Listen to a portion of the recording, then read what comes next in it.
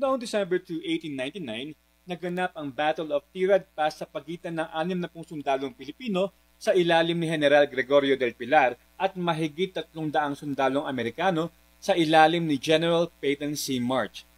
Si Del Pilar, katiwala at kanang kamay ni General Emilio Aguinaldo, ay inutusang harangin ang pagsulong ng mga Yankee sa Tirad Pass, isang puwang ng bundok sa kabundukan ng Cordillera sa Hilagang Luzon.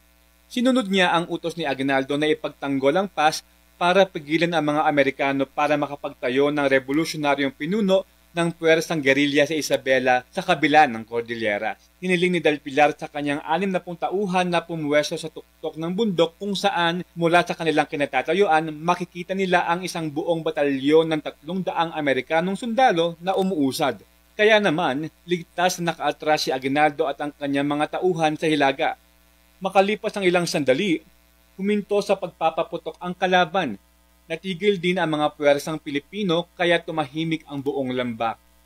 Gayunpaman, hindi alam ni Del Pilar at ng kanyang mga tauhan, isang Pilipino ang nangunguna sa isang grupo ng mga sundalong Amerikano sa kanilang likuran. Nang makarinig siya ng putok ng apoy mula sa likuran, nakita ni Del Pilar na isa-isang bumabagsak ang marami sa kanyang mga sundalo. Nakatayo ng mag-isa, kinuha niya ang kanyang tala-arawan sa bulsa ng kanyang dibdib at isinulat ang mga sumusunod na salita. What I'm doing now is for my beloved land. Matapos ibalik ang kanyang tala-arawan sa kanyang bulsa, muli niyang isinakay ang kanyang kabayo na may hawak na sable, ngunit isang shot lang ang kumitil sa buhay ng bata at matapang ni General. Ang mga sundalong Amerikano ay sumugod sa lugar kung saan naroon ang nahulog na General. Ang isa sa kanila ay nakakuha ng kanyang tala-arawan. Ang isa ay kumuha ng spurs mula sa mga bota ni Del Pilar, ang isa ay nakakuha ng bota, ang isa ay sumunod at naghubad ng kanyang kamiseta, may nagkolekta ng kanyang mga butones, pumunit ng dugo ang kwelyo at pantalon. Ngunit may isang bagay na hindi nagawang alisin ng mga sundalong Amerikano kay General Del Pilar. Ang kanyang pagmamahal sa bayan, isang pag-ibig na hindi kayang pawiin ng matinding hirap o kamatayan. Marami pang kwento ng nakaraan na humubog sa kasalukuyan ang ating babalikan dito sa ANKN. Araw ngayon, kwento noon.